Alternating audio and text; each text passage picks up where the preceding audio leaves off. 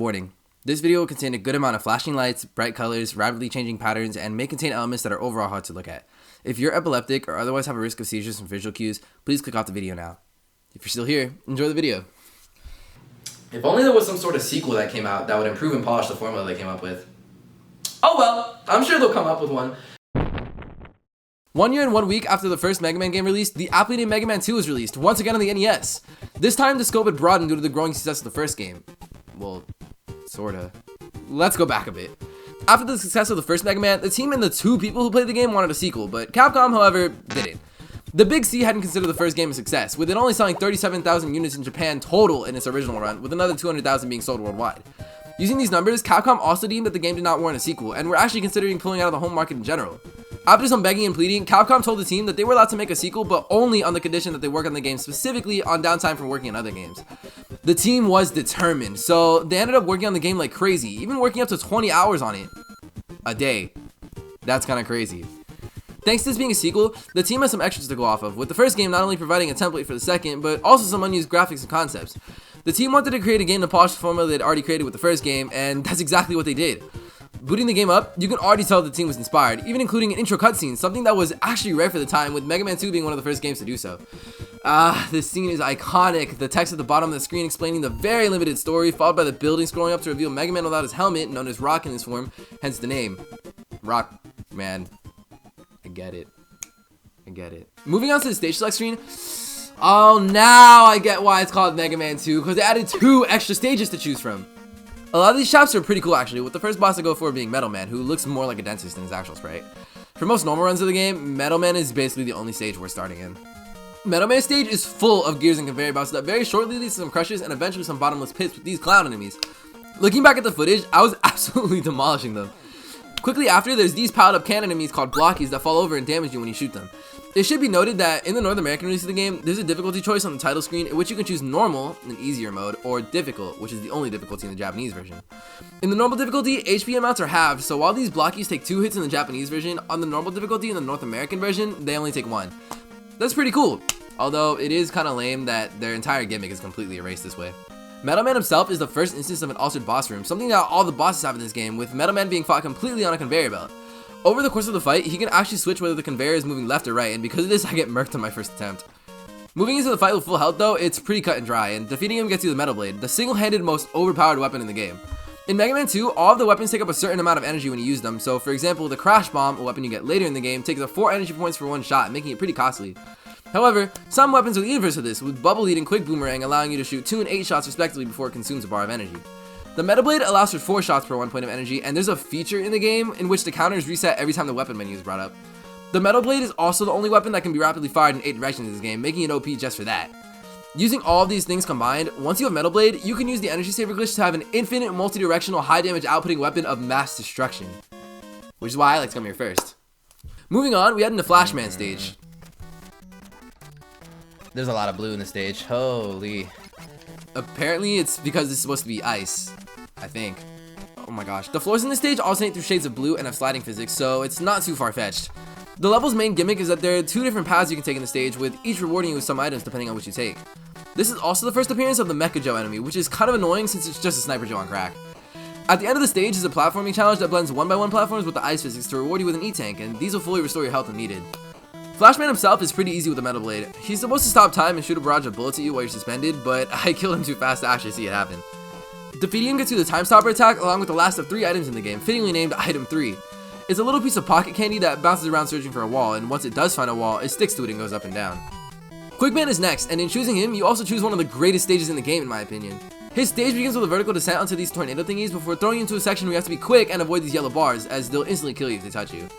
This section is pretty easy as it serves as an intro to the gimmick. There's a quick hallway with some fire throwing guys that dim the room when you kill them before you're faced with another kill beam section. This one is a lot harder and you kinda need to know the stage to do it perfectly, either that or die a few times trying. This time, instead of the fire throwers, it's a bigger hallway filled with Mecha Joes. Quickman himself is immune to most special weapons and we only really have Metal Blade to use, which is one of the ones he's immune to. He isn't, however, immune to the normal busters, so we use that to get him down to half health before using. Doing so kills him basically for free. Defeating him gets you the quick boomerang, and it is quite literally just an energy efficient boomerang, like it doesn't even go that far. The next stage is that of Woodman. As one would expect, his stage takes place in the middle of a forest. There's a barrage of enemies as the stage begins before you head underground and fight 3 of these hot dogs. That is their actual name. For some reason, I can never do the 3rd one without taking crazy damage. Once you defeat them, you climb back outside to be faced with some monkeys and peepees. This is actually a convenient location to grind weapon energy if it was needed, but since it wasn't, we moved back underground to fight some bunnies and chickens. They are actually but you can get around them by stepping backwards once they're close to you. Woodman himself spawns leaves both offensively and defensively before jumping towards us, and there's a funny glitch you can do with this pattern to get around him once he gets close enough. Hitting pause while he's in the air resets his jump, allowing for Woodman to have an infinite vertical, and defeating him gets you the leaf shield, which is pretty self-explanatory outside of the fact that it's fired in whatever direction you move in first. So like, if you fire it and you move left, it goes left. Next is Airman, a robot master so cool he has his own theme song. Apparently. I don't really think he's that cool. His stage starts with some Japanese goblins, and for some reason I kept getting cooked here and I almost ended up getting a game over, but it's okay because I locked in on my next attempt. After the goblins, there's some lightning guys sitting on clouds we have to kill before we can ride them across the stage. The movement patterns are pretty cool, and since I already know the stage layout, Metal Blade makes quick work of them. There's the pee-pee section, followed by another Japanese goblin section, and these chubs that blow you around. Why'd I pause? For some random reason, my game started to trip out and everything was getting off-screened or something. Airman's fight is pretty easy to cheese with the leaf shield, as you can let him fire off his air volleys and get behind him. If your leaf shields don't go flying off screen like mine, a damageless run is more than manageable, and defeating him gets you item 2, a platform that Megaman can ride and go straight forward, along with the air shooter, a vertical firing weapon that propels 3 tornadoes into the air, which we're going to bring right to Crashman's stage. His stage is also pretty vertical, although instead of dropping like in Quickman's stage, this time we're ascending. One of the only really notable sections of this level are these screens with platforms attached to wires for us to ride. They're pretty easy screens, all things considered, they're just really slow. The other is this section where you have to climb up a bunch of ladders and battle against peepees constantly falling. It's pretty easy with leaf shield, but if you run out because you decided to make some questionable choices, it gets considerably harder than it needs to be. Crashman himself is pretty easy to cheese with the air shooter as well. He jumps whenever you press to shoot, so if you position and time yourself right, you can knock him out in 2 or 3 hits. Defeating him gets you the crash bomb, a weapon much like his own that sticks to walls and eventually explodes. It isn't really useful in normal gameplay, but it's required later on. The next stage we go to is Bubbleman's, and it's really ugly. It's supposed to be a waterfall, I think, but since it takes up the entire background, it looks more like something I'd have to include a seizure warning for. The music, however, is much better to listen to than the beginning is to look at. Bubbleman's stage is probably my top 3 in this game for sure. His stage starts with the game's water physics stage, kind of like that one section in Iceman stage in Mega Man 1. The stage begins with these big frog enemies that shoot out even tinier frogs to chase after you, and apparently I don't have enough attention span to get through this section first try. As you saw, these platforms fall down if you're not fast enough to get by, but doing so successfully throws us underwater. There's a fun glitch in this stage involving this screen and the next, in which you can pause and unpause to get Mega Man to move right. If you move right enough, you get stuck inside the ceiling and you can bypass a good majority of the stage. Unfortunately, I wasn't far enough right when the screen scrolled, so I ended up getting a different glitch and just losing Mega Man. There's some Metroids here too, for some reason, and these fish mini-bosses that shoot out shrimps to attack us. After doing behind the back and dodging cancer, we make it to Bubble Man. Like basically every other boss in the game, he's weak to Metal Blade, so we just dodge his attacks and spray. I swear, I don't really know if this is pronounced Bubble Lead or Bubble Lead, but the Japanese says Rido, so we're gonna go with Lead. Heatman stage is the final of the first 8. The stage is mostly a platforming stage with an abundance of lava and instant death pits, as well as a scarcity of enemies, with the only enemies being these floor crawlers and these rotating guys called tellies. The stage also serves as the game's Yoku Block stage, with the penultimate section being super long and having super risky jumps and timing. If you follow the pathing I took though, item 2 lets us skip it pretty easy. Heatman will always fire a volley of 3 fireballs that I genuinely have no clue how to dodge, but once we take that hit, Heatman gets Spark Mandrill Syndrome, even without his weakness. Killing him gets us the Atomic Fire, the first instance of a chargeable weapon in the series, although this one takes up a crazy amount of energy, only allowing for 2 fully charged shots before it's empty. Defeating him also gets us item 1, which is also a rising platform much like item 3, although this one doesn't stick to walls and can be fired 3 times. With the 8 Robot Masters out of the way, it's on to the Eyebrow Master himself, Dr. Wily. Again. Wily 1 follows the theme from the last game, and there's a level scaling the outside of the castle to break in. This stage is also renowned for having one of the most iconic songs in video games as a whole. When I was a kid, I never really understood what to do here, but you're supposed to use item 1 to get up here. Actually, I'm pretty sure that's the only way to pass here. Once you do get past it though, the boss of this stage is the Mecha Dragon, who just quite literally inserts itself into the stage. An interesting quirk about this game is that the bosses in the Wily stages don't have iframes, and they flash with every hit, so if you spam quick boomerang, you're supposed to. Spam, yeah. Bruh. Seizure warning. With us now inside the castle, we take item 2 to travel across this genuinely crazy amount of spikes. Aw, Wily left us an E-tank and some energy. How nice. There's another drill section here, so we're forced to leave our speedrunning shoes at the door. Item 3 gets us up to some crushers, and we immediately fall back down to fight Pikuniku. This boss can be pretty hard if you mess up the timing, as attacks will bounce off if you fire too early, and the blocks coming up from appearingly random spots in the floor and walls can be stressful, but if you jump around enough, it's pretty easy. Wily 3 starts with another falling section before you go... Really? More sewage. Dr. Wily really loves his sewage systems. I mean, in the first game we had to go through water pipes. In Megaman Unlimited, which is technically a fan game, we had to go through a sewage system, and here's the same. The stage is pretty short, so we quickly get to the boss, Guts Tank. This one is also pretty easy if you spam quick boomerang, all things considered. Beginning with Wily 4, you'll be faced with a single med. So much for a damageless run. The main gimmick at the beginning of the stage are these permeable floors we can fall through, but using Bubbly, oh, this room with the spikes better demonstrates the use of Bubbly significantly more. The second main gimmick of the stage is the return of these waiting platforms from Crash Man stage. Thankfully, we can just AFK the first and third with Leaf Shield, but the second and fourth platform screen require a little bit more thinking, but they're not too hard in their own right. Later in the stage, you'll find the last normal enemies in the game, with this lone Sniper Joe holding that achievement. If you didn't have any Crash Bomb energy, you'd grind it here, because you absolutely need to have full Crash Bombs for this stage's boss, the Boo Beam Trap. This boss is easily the hardest in the game, as its attacks are unavoidable and you need to strategize your limited use of Crash Bombs. The hardest shot is easily the first one, but if you manage to get through it all, you should finish with a 1 Crash Bomb left.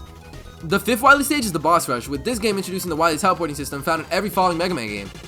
Give me that shit. Fuck you, bitch. 5 in 1 row. Now let your body fall. Oh yeah.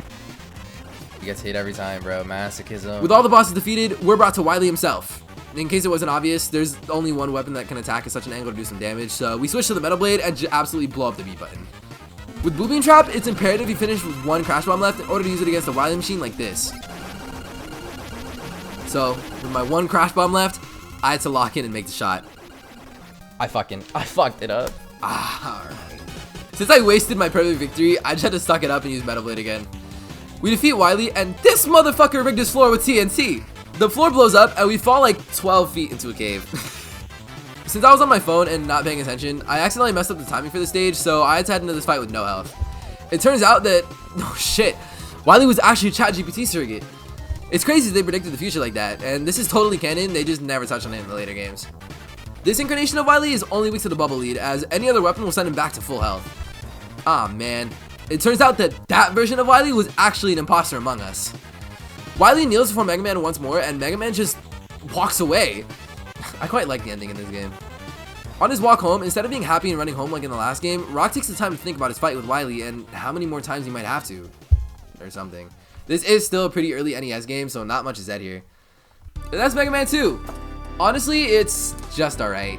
This is the Mega Man game that really kicked the series into high gear, selling just over 1.5 million copies worldwide, significantly up from the less than 250,000 the original sold. It shouldn't be disputed that this game was a huge success, especially in 1988, a time when gaming was just starting to be on the rise. A lot of people stand on the fact that this is the best Mega Man game in the series, and every time I see people talk about it, they absolutely rave about it.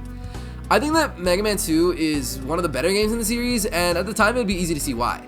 By the time the Super Nintendo would come out, there were 3 other games in the series to compare this to on the NES, and if you were to compare this to the 5 released games total, you'd be hard pressed to find someone who answered anything else. However, these days it'd be a much harder fight to fight. Even in just the classic series alone, games like Mega Man 6, 8, or 9 exist now, and I believe that all of those games are certainly up there for the running of the best Mega Man game, and that's not including Mega Man games not in the classic series like Mega Man X, X4, Network Transmission. But for the second game in the franchise to be considered the best game in the franchise implies that the series has just gone downhill from here. And while I agree that Mega Man 2 is a great, honestly outstanding game, I do think its praises are a little overdone.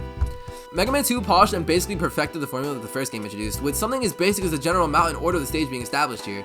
One big improvement made here was the password system as well, being the first iteration of a save system in the series. The music is also way more upbeat and matches the level themes better as well, but the game does have its drawbacks still.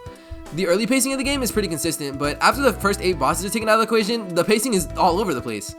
Wily 1 and 2 follows the same general pacing as the first 8 stages, with the only exception being the item 1 section of Wily 1. If you follow the order I took, you get the item 1 last, so this will be the first time you'd be using it. The game doesn't really explain what to do here either, it kinda just expects you to figure it out, so it could really throw a wrench into someone's flow. The inverse of that is Wily 3, which is super fast, and Wily 4 is the complete opposite again. The stage is super slow, with the platform sections forcing you to wait and watch the game progress the level for you at genuinely such a sluggish pace. That being followed by the Boo Beam Trap's difficulty and gimmick also not being explained too well, that could lead to some runs just ending. While Wily 5 introduces the boss rematch section in the franchise, it is also a big point of contention as it's a pace killer and a weapon energy drainer right before the final boss, which is pretty inconvenient. That being said, I really have nothing to say on stage 6 because it's literally just a walk in a hallway and the final boss. The weapons are also significantly balanced than they will be in the future, but I can kind of cut them some slack here. All things considered though, it's a great game. Like, the music and overall gameplay are still amazing, and the game is super solid, both for 1988 standards and for today's standards. Sure, the game is flawed, but what game isn't? I think that despite its flaws, Mega Man 2 is still a great game, and to answer the question in the title, it's definitely deserving of that NES Classic spot. Thanks for watching! If you enjoyed this video, and probably the bloopers that's gonna come out because I fucking suck at recording, please subscribe. You don't have to, but if you want to see more like this, I definitely recommend it. I have cool stuff coming, I think, if nursing school doesn't get in my way. I'm still a student, so bear with me. But if you're willing to bear with me, I hope you enjoy. Who is bro?